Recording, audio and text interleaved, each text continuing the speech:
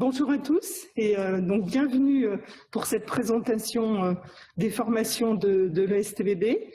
Donc en fait, nous allons vous faire une présentation pendant 40 minutes et puis ensuite nous répondrons à vos questions. Et donc la présentation, je vais la faire. Donc je suis Isabelle Hardy, la directrice de l'école. Et puis il y a également des étudiants qui vont se présenter et qui seront à mon côté pour répondre à vos questions. Je vais vous présenter. Eh bien, bonjour à tous. Donc, moi, je m'appelle Florian Favier. Je suis en 3e année de la licence Sciences de la vie et Humanité.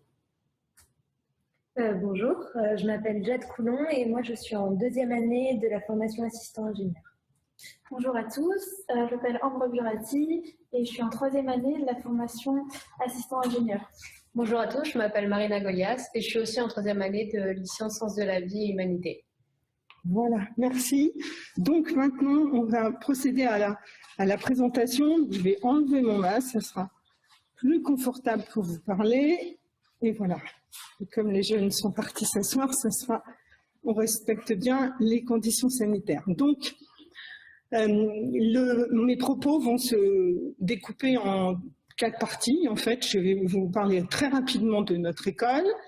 Qu'est-ce que c'est qu'étudier à l'ESTBB, les formations, comment se fait l'admission, et puis ensuite, avec nos étudiants, ils vous parleront de la vie étudiante, du campus, et puis nous répondrons à vos questions. Alors, l'ESTBB, c'est une formation de l'Université catholique de Lyon. Nous sommes basés donc sur le campus de Saint-Paul. C'est une école du pôle sciences qui existe depuis 1952, qui accueille environ 700 étudiants et qui a bien entendu, par son ancienneté, un certain nombre d'anciens et qui est dans un pôle sciences. Et donc, à ce titre, en fait, nous, ensemble, nous avons une démarche qualité. Nous sommes certifiés ISO depuis maintenant quelques années. Alors, en bas à droite, vous voyez, nous sommes rattachés, je vous l'ai dit, à la Cato, pour parler familièrement, l'Université catholique de Lyon. Et cette université, c'est important de comprendre que c'est ce qu'on appelle un établissement d'enseignement supérieur privé d'intérêt général. Voilà. Intérêt général, c'est-à-dire que notre objectif est bien d'accompagner le jeune à la fois dans son apprentissage, l'apprentissage de son métier, mais aussi bien dans l'apprentissage de toutes les autres composantes et pas simplement l'aspect professionnel, et on aura le temps de le détailler dans quelques minutes. Alors, notre école est sur 2 campus. Le campus principal, c'est celui où je suis actuellement pour vous parler. Donc c'est le campus Saint-Paul qui est à côté de la gare de Perrache, au bout de la presqu'île, entre le Rhône et la Saône pour ceux qui connaissent un peu notre ville. Et puis nous avons un 2e campus, beaucoup plus petit, sur lequel nous avons une formation qui est hébergée, c'est à Nîmes, le campus d'Alzon. Voilà. Le campus de Saint-Paul est un campus relativement récent puisque nous sommes installés sur le campus depuis 2015. Et alors, notre école, c'est des formations et c'est l'objet de mon propos aujourd'hui. En fait, les formations plus précisément donc qui sont accessibles pour vous après un baccalauréat, mais bien entendu, en fait, nous sommes dans un écosystème, dans une université, et nous avons aussi adossé à nos formations, en fait, de la recherche, des équipes de recherche, et notamment, une qui est en position centrale, qui travaille sur le virus de l'hépatite B et le cancer du foie. Et ça, c'est en relation avec un historique qui est cher à l'ESTBB, et que nous travaillons depuis plus d'une quinzaine d'années, avec des problématiques aussi avec des pays moins favorisés que les nôtres, en Afrique de l'Ouest, en Haïti.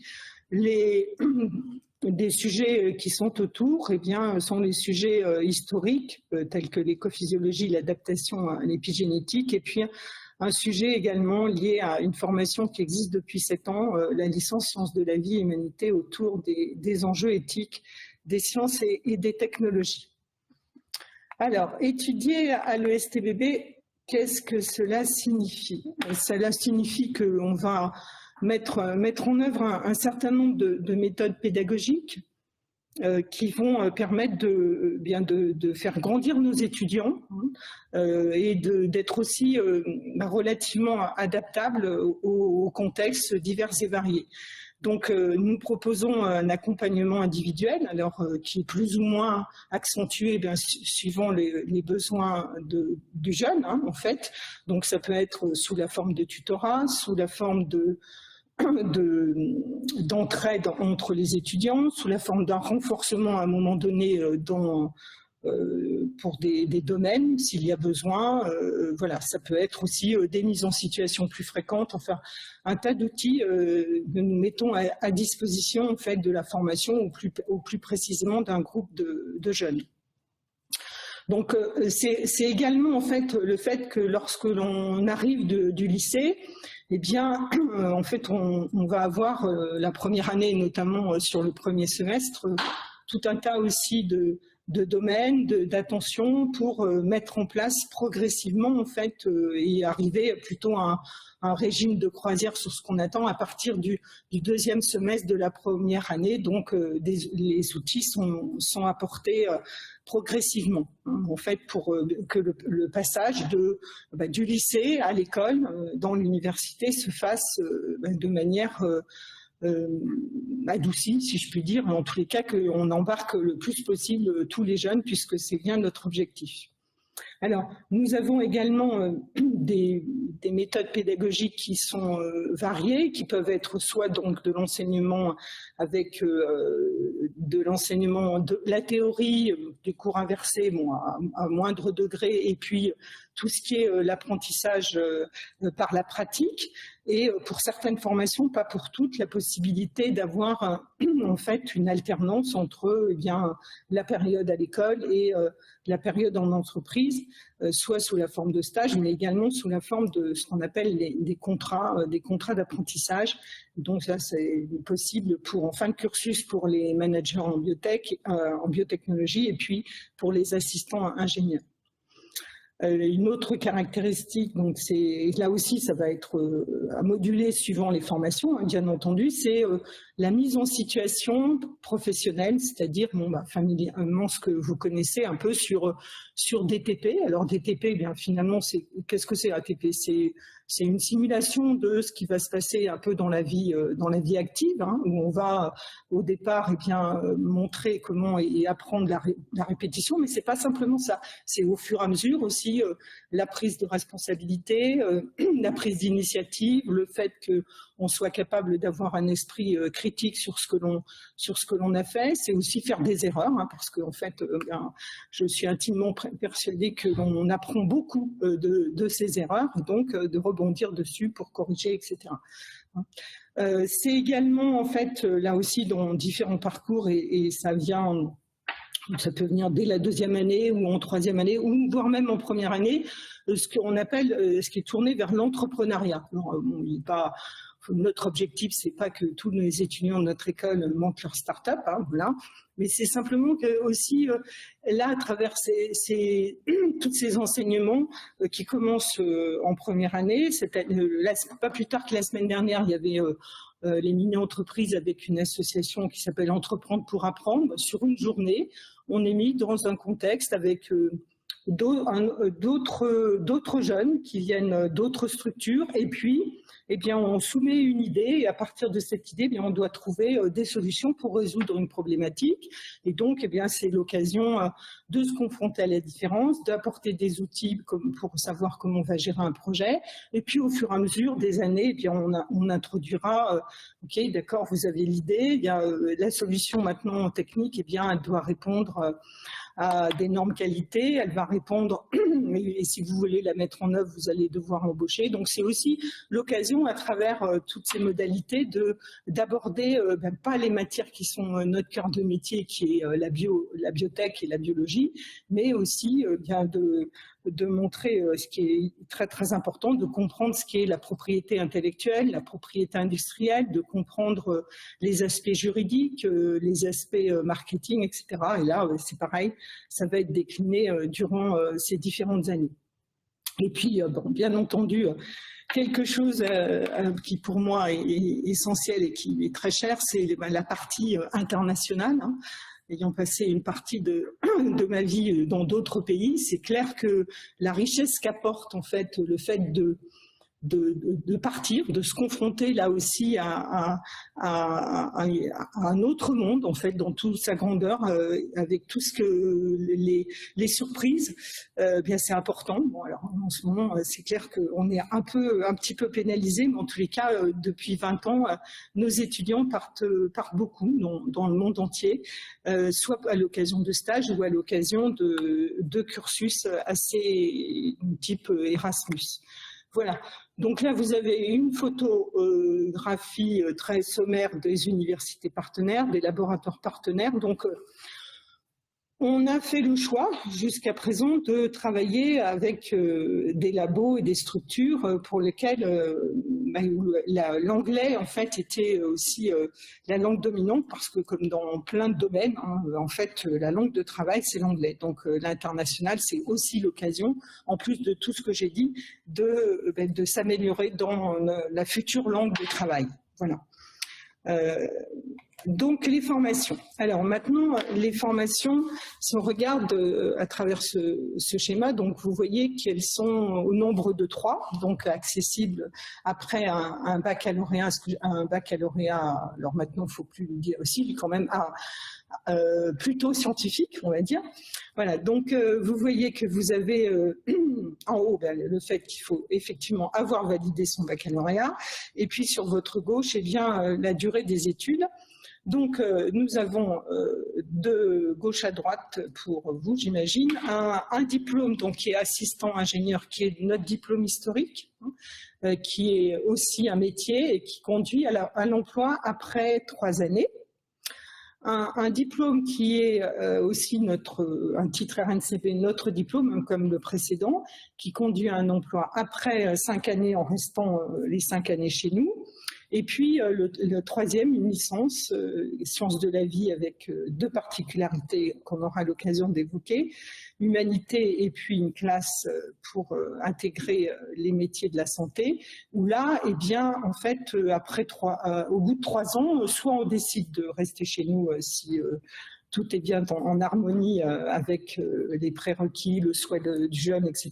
Ou alors de poursuivre les études, bien entendu, à l'extérieur. Mais obligatoirement, pour cette formation, il faut aussi se projeter sur un bac+5. Voilà. Donc, alors, la première assistant ingénieur, donc biologie, biochimie, biotech.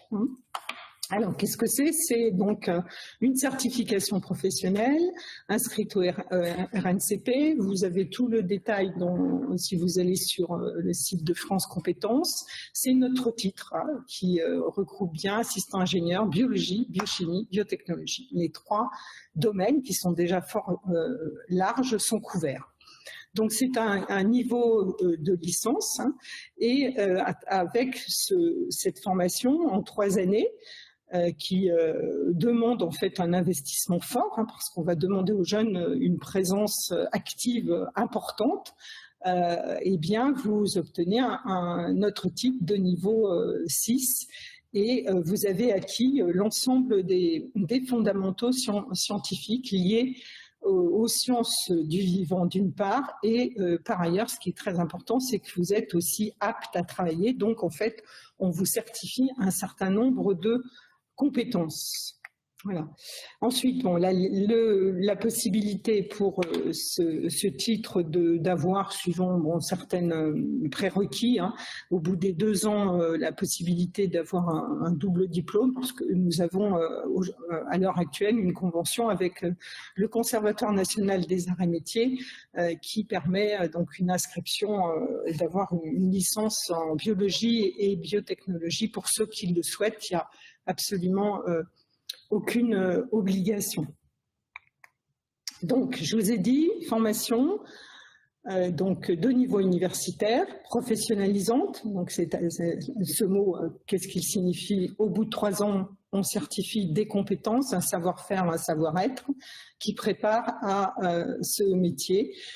Donc, dans le domaine que sont toute la biologie et plus particulièrement nous ce qu'on appelle la biologie industrielle, que ce soit de la R&D jusqu'à la production et les domaines de biotech de l'ensemble des couleurs liées à la santé humaine, santé animale, santé des plantes, le monde marin, la cosméto et également, je pense que j'en ai oublié peut-être, voilà. Et donc, une garantie d'avoir une insertion professionnelle à la sortie. Donc, alors bien sûr, je vais trop vite avec mes diapos, moi. Il y avait une petite photo. Alors, le déroulement du cursus. Là, vous avez un schéma assez simple qui vous montre que donc ici, nous sommes organisés bien plutôt en semestre, mais ce qui montre surtout ce schéma-là, c'est qu'en fait, les premiers 19 mois, finalement, donc la première année et puis une bonne partie de la deuxième année, ça se passe à l'école. Hein, et que la première expérience professionnelle à travers le stage, elle se passe à partir de la mi-mai de la deuxième année, en fait. Hein.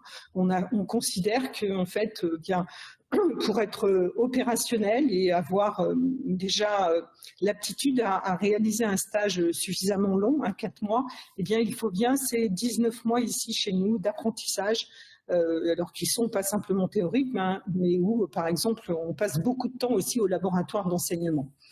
En troisième année, eh bien, le stage de fin d'études, lui, est un petit peu plus long. Hein, il est entre 5 et 6 mois. Hein, et donc, ce qui veut dire que sur les 3 années, il y a au minimum 9 mois de stage dans 2 lieux possibles, avec la possibilité de les faire en France ou à l'étranger. Lorsqu'on choisit donc le cursus alternance, eh bien c'est sur la 3e année où là, à ce moment-là, on va avoir bien des périodes qui sont, vous voyez, assez rythmées à l'école et en entreprise. Hein.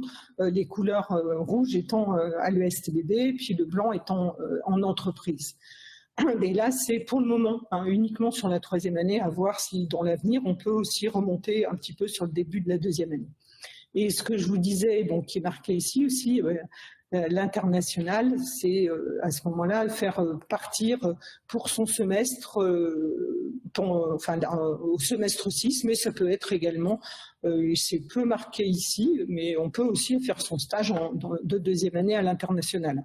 On est relativement, nous, ce que l'on veut, je ne vais pas dire on est relativement peu exigeant parce que ce ne serait pas bien, mais en fait, ce qui est important pour nous, c'est que le jeune il part en confiance. Donc, ce qui va se passer, c'est qu'en fait, on va travailler ces projets de stage, ces projets d'international très, très en amont. Hein. Alors, des fois, même, ça peut paraître un peu saugrenu, mais pas en avance, mais presque. Hein, pour travailler, et on a aussi le droit de changer d'avis, en fait. Bon, après, il faut que ça soit motivé, mais il faut vraiment, en fait, que ces projets de partir à l'international, même si c'est plus comme il y a 20 ans quand on a démarré, en fait, ça soit quelque chose qui soit une vraie réussite. Et je peux vous garantir qu'en 20 ans, puisque moi, quand je suis arrivée ici, c'était pour justement développer la partie internationale, notamment, eh bien, on a eu, mais les échecs se comptent sur le doigt d'une main, en fait. Hein, voilà.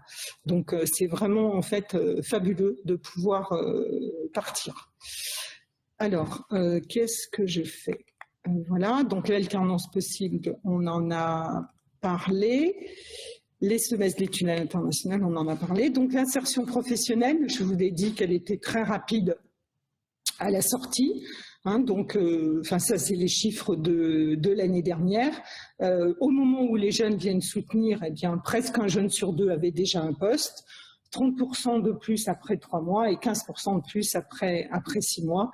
Et beaucoup sont embauchés dans notre réseau, mais on espère aussi qu'ils étendent le réseau, et le salaire est entre 22 et 25 € pour un premier poste. Voilà. Donc, ce qu'il faut retenir pour ce profil, c'est de se dire que aimer la bio, ça paraît quand même évident.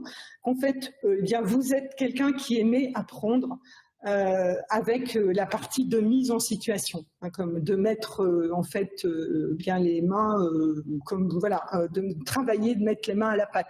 Et parce que en fait, il faut l'expérimentation est très importante dans cette formation.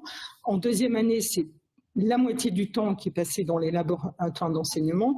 Après, bien entendu, tout au bout de la chaîne, de toute façon, tout ce qu'on fait, hein, qu'on soit en recherche, en développement, en indus, c'est à un moment donné pour trouver des solutions. Soit c'est des solutions de machines dans lequel il y a de la bio, soit c'est des solutions thérapeutiques, soit c'est bien des concepts liés à la recherche. C'est en fait pour notre santé, quelque part. Donc, autant vous dire que c'est vrai que tout au long de la chaîne, on a intérêt à être très curieux, très minutieux, très rigoureux. Voilà. Et après, ces études, c'est au moment où vous faites ce choix-là, c'est vous projeter sur 3 ans et vous dire, moi, j'ai plutôt envie de travailler et de m'insérer après 3 ans. Donc, qu'est-ce que va vous apporter la formation d'assistant ingénieur? Je vous l'ai dit, c'est le fait que ce soit une formation qui couvre la biochimie, la biotechno. Donc, c'est une formation avec un socle solide. Mais comme c'est ancré sur l'expertise technique et que c'est pas simplement pour illustrer, eh bien vous avez aussi, ça c'est très apprécié par les entreprises. Le fait d'avoir acquis ces mois de stage, mais qui sont des vrais mois d'expérience, puisque nous après on reformule ça en termes de compétences acquises, les débouchés qui sont relativement variés et on pourra l'évoquer avec plus tard, les nombreux domaines de la biologie et éventuellement donc un double diplôme. Donc, voilà. Ça, c'est pour la première formation, parce que le temps passe vite, donc il faut que je m'attelle à la deuxième formation, qui est la licence Sciences de la vie et humanité, donc qui est ce qu'on appelle un DNL, un diplôme national de licence. Alors, classique, avec le cahier des charges assez classique, c'est-à-dire qu'il faut, comme je vous l'ai dit tout à l'heure, vraiment se projeter à Bac+5 pour voir le métier. Alors, ce qui est un peu moins classique, c'est que en fait, nous proposons dans cette licence une mineure que l'on appelle humanité. Qu'est-ce que cela signifie? Ça veut dire que pendant 3 ans, en fait, les jeunes vont pouvoir, à travers des unités d'enseignement, qui sont relativement calibrées, hein, en gros, c'est 50 heures par semestre, donc sur les 3 ans, ça fait 300 heures, avec des domaines qui évoluent assez peu, mais où en fait, on va poser les questions philosophiques, sociologiques, anthropologiques, les questions que pose la bio. Donc, aussi bien des questions de société, les questions liées à tout ce qui est la transmission de la vie, les questions liées à l'écologie, des questions liées à ce que c'est que savoir plutôt que croire. Enfin bon, de nombreux sujets sont abordés pendant ces 3 années. Donc ça, c'est vraiment en fait ce qui fait que cette licence, elle nous est propre. Hein. Et puis la deuxième chose, c'est au fait depuis cette année le fait que l'on ouvre à des jeunes qui veulent ensuite se destiner aux études de santé. Voilà. Donc là, l'objectif, ça va être d'acquérir des savoirs théoriques, bien entendu. C'est une licence de sciences de la vie. Hein. Donc la majeure, c'est bien les sciences biologiques. D'acquérir la démarche, la méthodologie scientifique, et puis également en plus donc d'acquérir la méthodologie et la réflexion sur finalement les enjeux que posent les enjeux du vivant et de préparer sa poursuite d'études. Voilà. Donc, je l'ai dit, les modules d'humanité, les éléments de réflexion avec le fait que nous ayons différents enseignants donc, qui viennent des autres pôles justement de notre université. Donc, ce croisement qui est proposé, en fait, c'est ce qui fait l'originalité et la richesse de cette formation avec des approches alors qui sont plus ou moins étendues suivant les années et le contexte, des sorties, des approches artistiques, etc. Donc je pense que cette année, peut-être qu'il y a eu un peu moins de ce genre d'approche parce que voilà, on a un certain nombre de contraintes, mais voilà, en tous les cas, c'est bien l'objectif des modules d'humanité. Le déroulement, il est simple. Là, les jeunes restent sur notre site pendant les 2 premières années. Et en fait, c'est au niveau de la 3e année qu'il y a 2 parcours, entre guillemets, possibles, mais un parcours dit classique, où en début de 3e année, il y a un stage de 8 semaines, enfin, qui est obligatoire et qui va permettre de valider ou invalider en fait une idée de métier et qui est dans le cadre du projet professionnel pour pouvoir ensuite bien choisir sa poursuite d'études après la licence. Et puis, pour ceux qui veulent aller à l'international, le fait que le dernier semestre de la licence là va se passer à ce moment-là dans une autre université.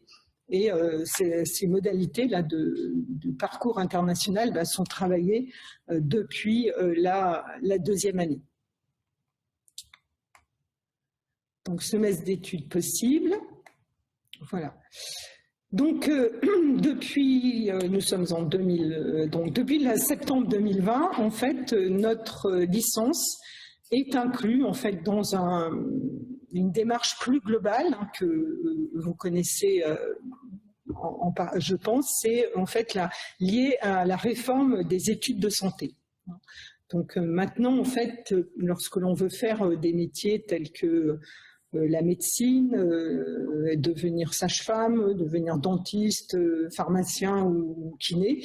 En tous les cas, c'est ce dans quoi nous nous inscrivons, sauf kiné, ce qui s'appelle MMOP, donc médecine, maïeutique, odonto et pharmacie. Eh bien, vous avez deux possibilités. Soit vous faites ce qu'on appelle une licence PASS. Et là, à ce moment-là, eh bien, ces licences sont proposées par les universités qui disposent de facultés de médecine, de pharmacie, etc., ce qui n'est pas notre cas à l'université, à l'ESTBB, soit au travers de ce qu'on appelle une licence LAS. Voilà.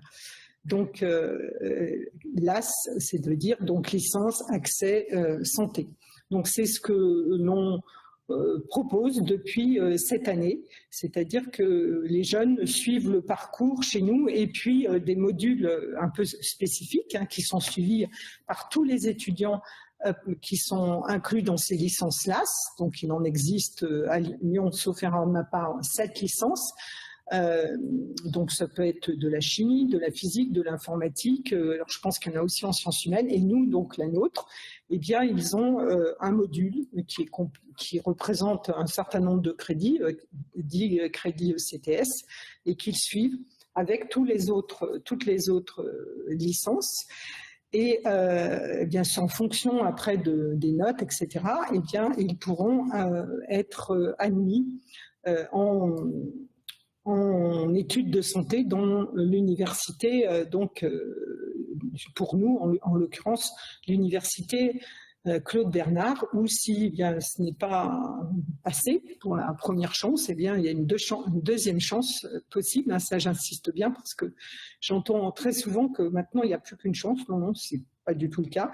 Il reste, c'est-à-dire qu'on continue son parcours et toujours pareil, en fonction bien entendu, de critères académiques, eh bien, on pourra retenter une deuxième fois.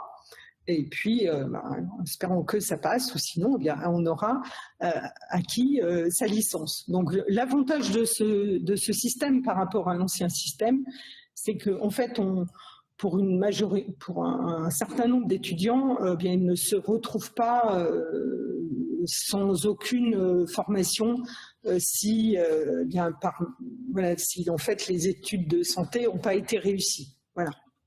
Donc ça, bien, c'est une option que l'on peut choisir, qui est très bien expliquée sur Parcoursup. Alors, donc maintenant que vous avez vu en fait, très largement comment était organisée cette licence, eh bien les poursuites d'études, puisque là obligatoirement il y a des poursuites d'études. Eh bien, ça peut être des masters divers et variés, liés aux sciences de la vie, liés aux médicaments, à l'agroalimentaire. Donc les études de santé, on en a parlé, des écoles d'ingénieurs, des écoles vétérinaires, d'autres masters plus larges, puisque en fait cette licence ouvre au métier de l'enseignement, au journalisme scientifique, voilà, avec des options que l'on peut proposer dès la deuxième année pour un petit peu orienter son futur parcours professionnel.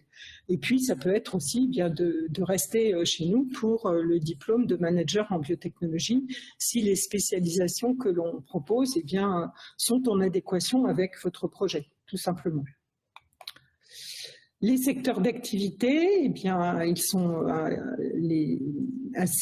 peuvent être assez identiques à ce que l'on a vu rapidement avec l'autre diplôme, mais c'est effectivement l'aspect recherche, l'aspect industrialisation, l'aspect soins, l'aspect santé, hein, tout simplement, santé des hommes, santé des plantes, dans la mesure où la partie qui n'est pas liée au terrain, ou alors il faudra vraiment avoir une double formation, par exemple, là je vois pour l'agronomie, hein, certains ont intégré des écoles d'ingé liées à l'agronomie, l'enseignement, la formation, le journalisme et la médiation scientifique.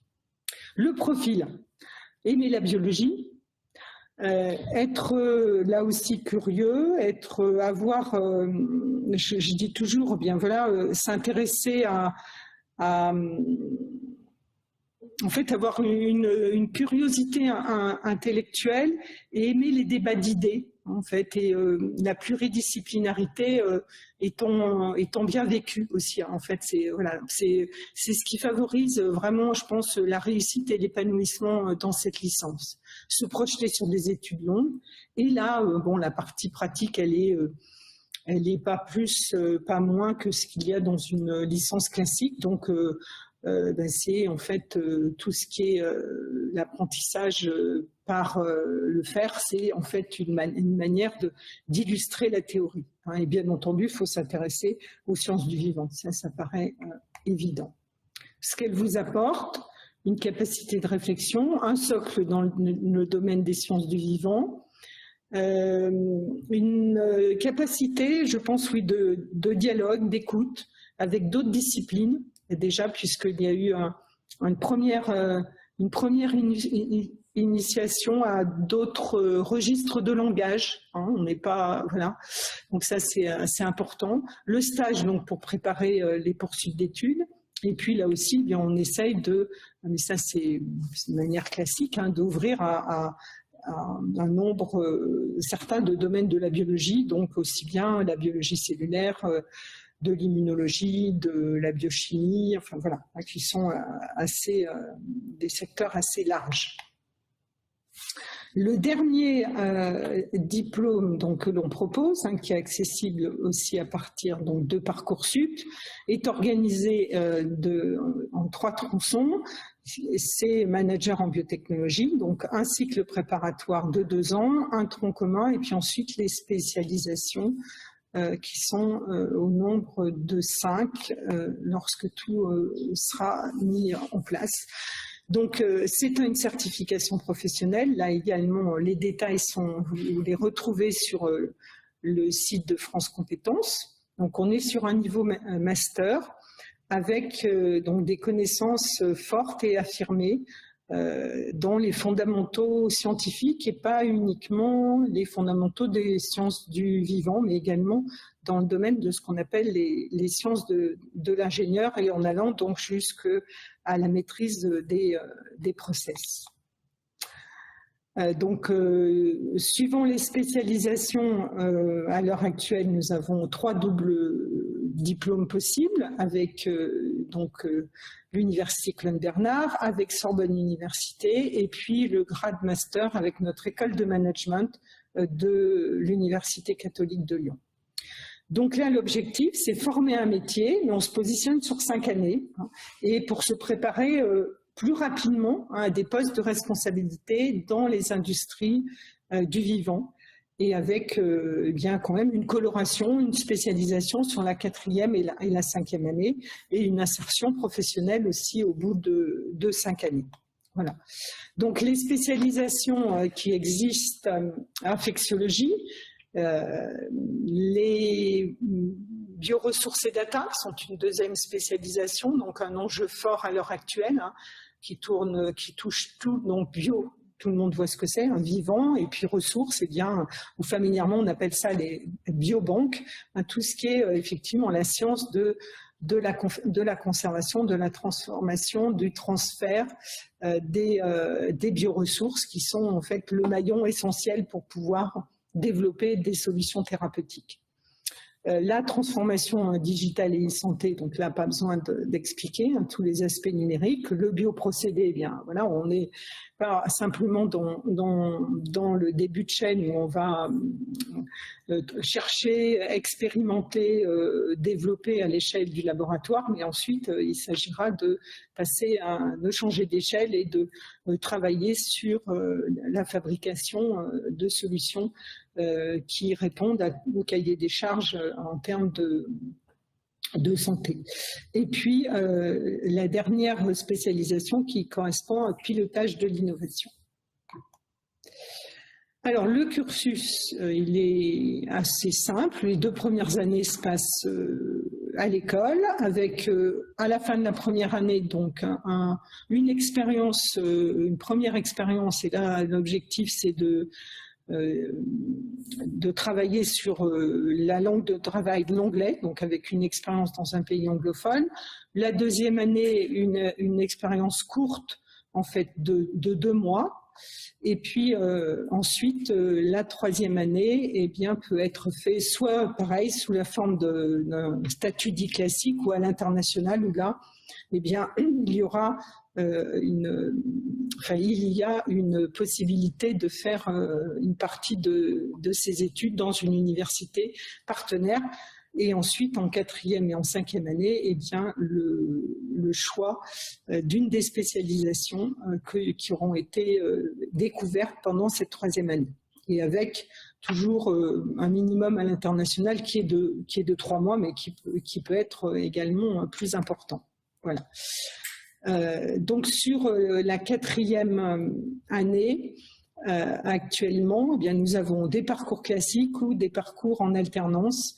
Et là, bien sûr, ce qui est de l'existant, les rythmes de l'alternance vont varier en fonction des spécialisations. Mais ce qu'il faut retenir, c'est que de toute façon, dans notre secteur, les alternances sont des alternances qui sont entre guillemets longues, c'est-à-dire que c'est pas un jour, quoi. C'est plusieurs semaines en entreprise et puis et également du temps plus long chez nous. Donc l'insertion, elle est rapide après le premier emploi. Hein. Vous voyez, si vous avez des courbes donc, qui doivent dater, enfin qui sont de nos derniers étudiants sortis, infectieux 55% à la sortie, 30% de plus après 3 mois, 15% de plus après 6 mois, et avec la moitié de CDI et des salaires qui varient de l'ordre de 4 à 5 kilos de plus qu'assistant, entre 26 et 30. Et pour les bioressources, eh bien là, les deux mondes. Bon, après, ce qu'il faut dire, c'est qu'on n'a pas non plus des cohortes dans chaque spécialisation avec 30 ou 40 étudiants. Hein. Donc, elles sont de l'ordre de 20 par spécialisation. Donc, 80% à la sortie, 15% à 3 mois et de nouveau 5 en plus après 6 mois. Voilà. Et pilotage de l'innovation, également les chiffres. Pour les autres, c'est à venir. Donc, qu'est-ce qu'il faut ? Pour faire ce cursus, qu'est-ce qu'il faut, quel est le profil? Bon, la biologie, c'est la constante, hein. Se préparer à faire des études plus longues, avoir et se préparer, se projeter sur des postes à responsabilité. Le secteur des industries du vivant est vaste, hein. Vous aurez un exposé à la suite qui vous détaillera tout ça. Être à l'aise pour apprendre dans la théorie et avec surtout, eh bien, dans les 2 premières années, ça j'insiste, hein, les sciences du vivant sont effectivement le domaine dans lequel vous allez exercer, mais elles demandent aussi d'avoir une très bonne maîtrise de ce qu'on appelle des sciences de l'ingénieur, donc être aussi à l'aise dans ces secteurs-là et aimer apprendre par la théorie. Voilà. Donc ce qu'apporte une expertise, avec des soft skills, ce qu'on appelle donc les compétences de savoir-être qui sont importantes, puisque finalement c'est aussi le 3e tiers du parcours, hein, c'est vrai que je l'ai peu évoqué. La spécialisation, eh bien, qui est le plus qui est apporté pendant les 2 dernières années, un double diplôme pour certains et le socle des sciences de l'ingénieur. Voilà. Alors, est-ce que je respecte mon timing? Les prérequis pour en fait, pouvoir candidater et puis ensuite être admis chez nous, c'est là dans le cadre du nouveau bac. Alors c'est d'avoir des spécialités scientifiques, hein, et pour le moment on a dit 2 spécialités en première, scientifiques parmi maths, physique, chimie, numérique, sciences de l'ingénieur, au moins une spécialité scientifique en terminale. Voilà, et puis d'autres qui sont conseillés, tels que les humanités et l'anglais pour manager et licence, et bachelor également l'anglais. Voilà, vous retrouvez de toute façon tout cela avec plus de détails sur notre site internet et également, je pense, sur le site de Parcoursup. Alors, on vous conseille vous pouvez précandidater sur notre site, mais voilà, c'est vraiment pour que finalement vous puissiez suivre un petit peu plus ce qui se passe par rapport à Parcoursup, mais ce qui fait foi, c'est Parcoursup, hein, et vous disposez encore jusqu'au 11 mars pour, entre guillemets, je dis toujours, remplir votre panier. Et puis après le 11 mars jusqu'au 8 avril, là, il faudra décider, je garde pas, ou en tous les cas, pour bien compléter et bien respecter ce qui est demandé par toutes les candidatures que vous ferez pour qu'elles soient ensuite examinées par nos commissions. Voilà. Les frais de scolarité, c'est un tarif, on a mis en place ce qu'on appelle le quotient familial. Hein, voilà. Donc là, des éléments sont aussi sur notre site internet. Et ensuite, nous avons des bourses de l'enseignement supérieur pour certains, et puis des bourses qui sont propres à nous et la possibilité, donc dans le cadre de l'apprentissage, d'avoir des financements complémentaires.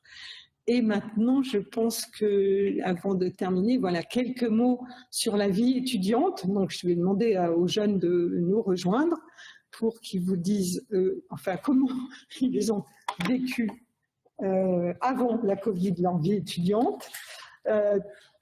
Voilà, donc, alors sur cette diapositive, et je leur laisserai la parole après. Eh bien, là, vous avez la photo du site avec nos labos.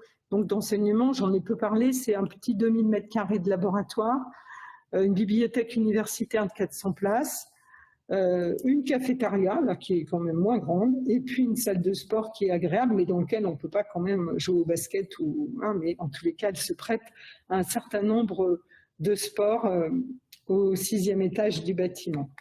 Alors, les associations étudiantes, et là, je ne sais pas qui veut parler. Qui est-ce qui veut parler ? Non. Je vous prends de court, c'est ça? Bon, après, niveau association étudiante, il y en a pas mal quand même oui. qui sont proposés. Donc, il y a des choix, rien que pour le sport. Je sais qu'il y a beaucoup de sports qui sont... il y a par exemple la musculation. Moi, j'avais pris la musculation, la CLI. Donc, il y a la salle de sport à 6e étage. Après, il y a des sports aussi qui sont proposés. Genre, il y a badminton, faire de l'escalade. C'est pas forcément sur le site même, mais c'est sur d'autres universités. Et niveau associations étudiantes, il y en a aussi beaucoup. Ça peut être des formations humaines, il y a pas mal de choses qui sont proposées. Il y a des associations aussi solidaires. Moi, par exemple, je fais partie de la FEV, qui est une association qui vient en aide à des jeunes défavorisés. Et c'est très gratifiant et ça permet de se responsabiliser. Donc, c'est des opportunités auxquelles on ne pense pas forcément et qui sont proposées par l'école et qui nous poussent à grandir et à s'occuper des autres.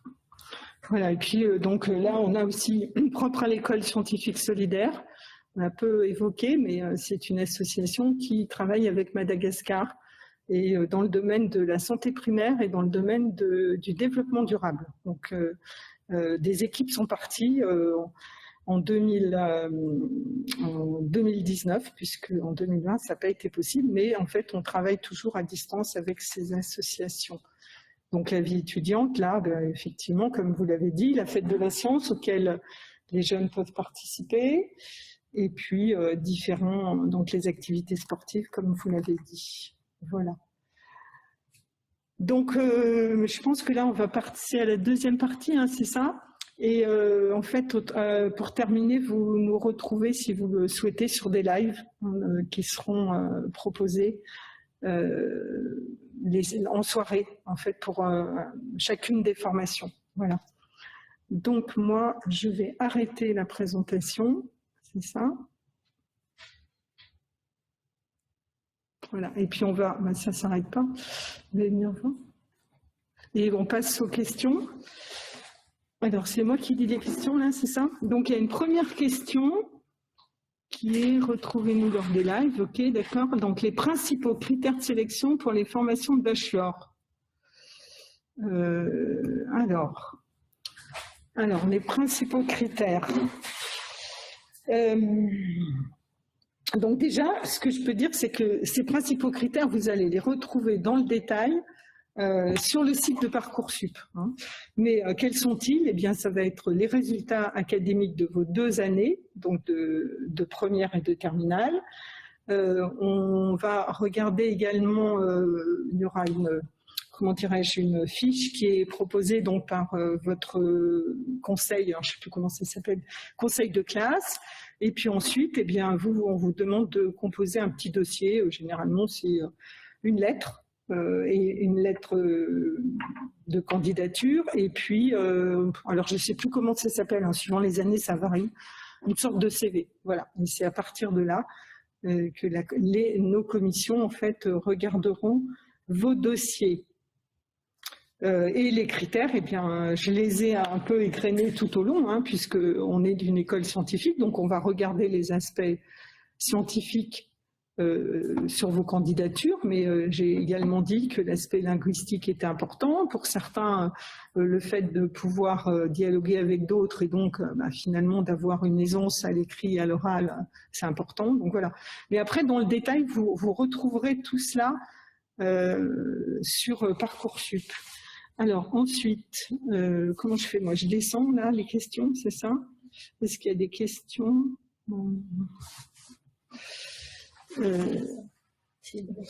Pardon? Et alors, allons-y. Ah, c'est là. Alors, vous êtes là, c'est bien. Donc, quels sont les principaux critères? Ça, on l'a vu. Prenez-vous des personnes en reprise d'études dans la formation d'assistant que vous proposez? Oui, c'est possible, tout à fait. Ça va dépendre effectivement. Donc là, il faut en fait envoyer un dossier. Donc les dossiers, ce qu'on appelle un peu particuliers, hein, eh bien, sont soit téléchargés sur notre site internet, soit, en fait, si c'est possible pour vous, vous reprenez sur Parcoursup, puisque le principe de Parcoursup, c'est bien, et là, il me semble que j'avais vu une question aussi, c'est en fait d'intégrer tous les jeunes qui sont en première année, hein, qui vont se réinscrire en première année. Donc, il ne faut pas hésiter à aller sur Parcoursup. Donc ensuite, alors, allez-y, je vais vous faire, on va redescendre. Pour les questions, qu'est-ce qu'on a? Bonjour, quels sont les résultats attendus pour intégrer une licence ou un bachelor de l'ESTVB? Alors, la licence ou le bachelor, bien, des très bons résultats. Ensuite, nous, comme je vous l'ai dit, on a quelque part une sorte d'algorithme. Hein, voilà, et c'est pas du tout un mot tabou. Et en fait, eh bien, finalement, il faut avoir idéalement entre 11 de moyenne, voilà, c'est ce qui est attendu pour le minimum sur l'ensemble des domaines. Donc avec les critères qui étaient appliqués jusqu'à présent étaient ceux du baccalauréat. Donc c'est vrai que là on est un peu dans des changements, mais nous, il n'est pas prévu que l'on change nos critères d'admission. Peut-on intégrer l'école en 4 ans pour le master SP en infectiologie? Alors là, je ne comprends pas trop la question. En 4 années, ça veut dire qu'à ce moment-là, eh bien, il y a une admission parallèle là sur les managers en biotechnologie en 2e année. Donc oui, c'est possible avec un dossier qui est à télécharger. Alors, il n'y a pas de questions pour vous? Parcoursup pour les terminales uniquement. Alors, à votre avis, vous savez? C'est possible. Parcoursup, notamment en première année, si on veut se réinventer. Moi, je sais que typiquement dans ma promotion, il y a plusieurs élèves venant de PACES ou d'autres formations qui se sont réorientés et qui sont passés par Parcoursup. Voilà, merci. Alors, est-il possible de faire les 3 années de licence assistant ingénieur, puis ensuite de continuer déjà pour finir? Bon, alors, donc là, si vous aviez bien regardé le schéma que je vous ai montré tout à l'heure, effectivement, vous avez vu qu'il y avait des petites flèches. Donc, c'est bien qu'il y a des passerelles possibles. Hein, je dis toujours que c'est des passerelles et pas des ponts. D'accord? Donc, ça veut dire que, il faut avoir voilà, les résultats académiques qui sont vraiment très bons. Hein, et puis aussi un projet sérieux pour pouvoir intégrer manager. Et donc, c'est possible. Mais ensuite, ce n'est pas la totalité de la promotion. Ça, c'est clair. Alors, qu'est-ce qu'il y a? Expliquer l'importance de l'anglais. Ah ben là, je vais vous laisser parler sur l'anglais. Est-ce que c'est important, d'après vous, l'anglais? Oui, l'anglais, c'est dans tout ce qui est scientifique, de toute façon, ça va être très important, tout ce qui est communication. Beaucoup d'articles en anglais, même dans nous, le travail des projets qu'on a à faire. Il y a beaucoup d'articles qu'on doit lire en anglais pour pouvoir rédiger d'autres rapports, d'autres dossiers. Oui, surtout le vocabulaire scientifique qui est très anglais, etc. Donc, ça veut dire que effectivement, pendant 3 ans, pendant 5 ans, eh bien, vous allez avoir des cours d'anglais. Voilà. Qui sont, alors je pense que c'est de l'ordre de 20 heures par semestre. Donc, c'est pas énorme, finalement, c'est quand même moins qu'au lycée, mais vous êtes censé avoir acquis un niveau théoriquement B2, hein, quand on passe son bac, sauf erreur. Bon, après, on sait que voilà, c'est pas toujours le cas. Donc, nous, à l'heure actuelle, on n'a pas de barrage sur l'anglais à l'entrée. Par contre, la question, c'était est-ce qu'on en tient compte dans l'algorithme? Oui, on en tient compte. Je vous l'ai dit tout à l'heure. Voilà. Après, c'est le COEF et pas le COEF le plus important pour l'anglais, mais en tous les cas, ça fait partie des choses des matières que l'on regarde et bien ensuite pendant les 3 années ou 5 années, eh bien on accompagnera pour que chacun progresse. Et l'idée, c'est que vous tendiez. Alors il n'y a pas encore une obligation, mais il va y avoir B2 pour manager en biotechnologie après le bac plus 5. Et pour les autres, en fait, eh bien, il y a une certification externe qui est proposée après les 3 années. Et je pense qu'on a une exigence de B1 pour assistant ingénieur, me semble-t-il. Voilà, mais bien tout cela est pris en compte dans le cursus. Et donc, il y a des cours d'anglais, des cours de biologie qui sont faits en anglais. Alors, voilà. Donc, qu'est-ce que vous avez comme cours qui est fait en anglais? La virologie. Oui, la virologie. La génétique engineering aussi, tout ce qui est cancérologie, c'est en anglais aussi. Voilà, donc il y a un certain nombre de matières. Hein. Voilà. Ensuite, alors j'ai une question. Bonjour, combien d'heures par matière en bachelor? Ah, alors ça c'est quand même assez compliqué de répondre hein, parce que en fait il y a des matières que vous allez avoir pendant les 3 années et d'ailleurs presque toutes. La biologie cellulaire, on va commencer par, si je prends cet exemple-là, par bien les bases en première année. Ensuite, en deuxième année, ça va être repris avec, alors ça porte pas exactement le même nom, un cours intermédiaire et puis de nouveau un cours approfondi en 3e année. C'est la même chose pour la biochimie. On va d'abord étudier les structures des molécules, le métabolisme, etc., etc. Alors bon, la biochimie, il y en a beaucoup, je ne sais plus, mais je pense qu'il y a bien plusieurs centaines, 200 heures au moins, 200. La chimie, il y en a énormément. La biologie cellulaire également. Voilà, donc puisque en fait c'est un socle, donc en fait oui, c'est assez conséquent. Et je vous ai dit, enfin vous pouvez le confirmer, ceux qui sont en assistant ingénieur, qu'en fait, finalement, ce qui est une vraie chance, hein, parce que vous avez eu pas mal de cours et puis des TP. Aussi, et donc ils sont restés finalement, ils sont beaucoup sur le campus. Hein. On était à peu près les seuls présents avec d'autres écoles des sciences pendant ces semaines-là où les autres n'avaient pas le droit de venir. Alors, ensuite, qu'est-ce qu'il y a? Alors, allons-y, on redescend, si j'ai toujours pas trouvé où c'était moi. Allez-y. Combien d'élèves retenez-vous en licence? Alors ça, c'est indiqué sur Parcoursup. On a, sauf erreur de ma part, 96 étudiants pour assistant ingénieur, 96 étudiants pour la licence et 72 étudiants pour manager. En fait, si vous regardez, tout est marqué.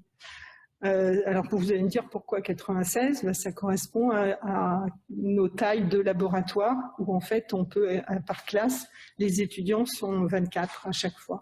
Donc, ce qui veut dire que c'est 4 classes, en fait. 4 classes qui peuvent travailler en parallèle ou pas en parallèle, mais en tous les cas, voilà, le plus petit, soit il y a des enseignements où les jeunes sont en promo entière, mais finalement de moins en moins, et puis beaucoup de classes pour les TD, donc où ils sont 24, mais pour les TP, hein, c'est ça, voilà. On a beaucoup d'heures en fait en quart de groupe, et ça c'est une chance parce que du coup, les profs sont vraiment disponibles pour nous, et on est forcément plus efficace que quand on est dans des grosses promotions. Alors, ensuite, la question, c'était est-ce qu'on peut postuler sur 2 formations comme assistant ingénieur et manager? Alors, est-ce que certains d'entre vous ont postulé à l'époque sur... est-ce que certains avaient postulé sur assistant et licence? Oui. Ouais, voilà. Donc, effectivement, c'est possible de postuler sur autant de formations que vous voulez. Après, j'avais eu la question, ça compte pas comme dans certains lieux pour un seul vœu. Voilà, c'est-à-dire que si vous postulez à 2, ça compte pour 2 vœux, ou à 3 pour 3 vœux, quoi. Voilà, c'est tout. Mais c'est possible. Après, il faut normalement, j'ai envie de dire que l'objectif là de la présentation qu'on a faite, c'est bien de vous montrer que, en fait, à un moment donné, il va falloir choisir, quoi. Voilà. Donc, bon, c'est pas impossible, mais je recommande pas du tout de postuler à 3, moi, par exemple, là, maintenant. Ça, c'est clair. Alors, ensuite, combien d'heures de cours par semaine avons-nous en licence classique? Alors ça, c'est... Est-ce que vous avez un peu une idée? Ça dépend vraiment en fait, des semaines, ça change. Genre, chaque semaine, on a un nouvel emploi du temps, c'est pour ça. Mais on est un peu plus... On n'est pas comme au lycée. On a un peu moins de cours, mais après, je sais pas combien... Oui, un peu moins de cours. Il y a beaucoup de travail aussi en autonomie, par contre. Oui, donc, il faut savoir si on les compte ou pas les heures de cours. Mais oui, il y a pas mal d'heures d'autonomie pour faire des travaux, des projets. Après, niveau heures de cours, on doit être à 4 heures de cours par jour, moyennement, on va dire. Oui, c'est ça, je pense. Il y a des semaines où, quand vous avez des TP, c'est peut-être un peu plus chargé. C'est ça. Mais oui, c'est de l'ordre entre 20 et 25 heures. Après, ça dépend si on rajoute les heures d'examen, enfin voilà, des tas de choses. Et ensuite, effectivement, il y a de nombreux projets qui sont demandés. On travaille, surtout en troisième année, on travaille beaucoup en groupe. Voilà, ça vient dès la 2e année, puisque vous avez un travail à faire lorsque vous allez visiter des sites, là, si je me souviens bien. Ensuite, vous avez un travail en épigénétique. Enfin voilà, après, on travaille un peu différemment, en fait. Et de toute façon, vous voyez bien qu'on est de plus en plus dans cette logique où, je sais pas, voilà, où c'est quand même... entre guillemets, le descendant et de moins en moins, on va dire, on sait que c'est pas ce qui fonctionne le mieux. Donc en fait, l'idée c'est plutôt de apporter les connaissances et le savoir-faire de manière différente. Voilà. Alors, mais par contre, effectivement, vous allez me dire, assistants, eux, ils sont beaucoup là. Parce que, sauf erreur de ma part, on ne sait pas encore faire, mais ça viendra peut-être un jour. Je ne sais pas si c'est super bien ou pas, de faire les TP, apprendre les TP par simulateur. Vous voyez, comme les simulateurs de vol. Pour le moment, non. En fait, on ne sait pas faire. Donc, les jeunes viennent vraiment au laboratoire pour apprendre, pour répéter, pour acquérir toutes les qualités liées à ce métier. Alors, combien d'heures de cours? Donc ça, c'est bon. Est-il quand même possible de poursuivre des études? Tout de suite, toujours ma question. Donc, est-il possible de poursuivre des études après la formation bachelor, si on souhaite finalement poursuivre? Oui, on ne peut pas vous dire non. Enfin, voilà, c'est pas... déjà parce que j'ai envie de dire que... Là, en 3 ans, on change. Parce que... quand on était sincère et qu'on venait en début après Parcoursup, eh bien voilà. Et puis après, les 3 années eh bien, font que vous évoluez. Donc, en fait, nous, ce qu'on va émettre, par contre, la commission, c'est un avis. Bon, voilà, la commission, par exemple, s'est réunie la semaine dernière et la commission a donné son avis, notre avis de pédagogues, d'enseignants. Nous, on vous a vu, entre guillemets, l'équipe pédagogique grandir, évoluer pendant 3 ans, donc on donne aussi notre avis. Après, en fait, vous êtes des adultes responsables et donc c'est à vous de choisir la suite. Voilà comment ça se passe. Alors là, je ne comprends pas. Donc, je pense que c'est fini, là, les questions, c'est ça ou pas? J'avais test d'Excel, mais ça, je ne sais pas ce que c'est. Voilà. Donc, très bien. De toute façon, il est 15h59. Donc, nous, on vous remercie de nous avoir écoutés. Nous espérons avoir répondu à certaines de vos interrogations. Voilà, moi, je vous souhaite à tous un bon week-end et surtout, si je vois un petit peu plus loin, de vraiment réussir la fin de votre année dans l'enseignement du lycée et puis de trouver surtout la voie qui vous convient. En fait, ça, c'est fondamental et il ne faut pas hésiter à aller discuter, questionner. Voilà, ça c'est une phase qui est extrêmement importante. Voilà, bonne fin d'après-midi à vous tous et je remercie les étudiants d'être venus ce samedi après-midi pour répondre aux questions. Merci, au revoir. Au revoir.